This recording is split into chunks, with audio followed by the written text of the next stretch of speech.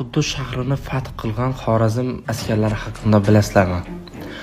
Quddus shahri salibchilar tomonidan Salohiddin Ayyubiy tomonidan 1187-yilda fath qilingan edi va Salohiddin Ayyubiy 1193-yilda vafot etgandan so'ng uning vorislari qo'lida qoladi Ayyubiylar davlati.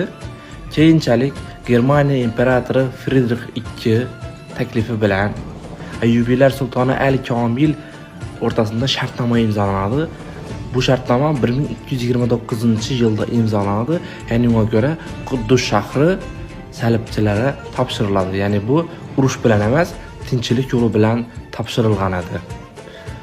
Aradan bir qancha yil, 10 yil o'tgandan keyin, ya'ni 1244-yilda Xorazmlik yollanma askarlar tomonidan bu Quddus shahri fath etiladi.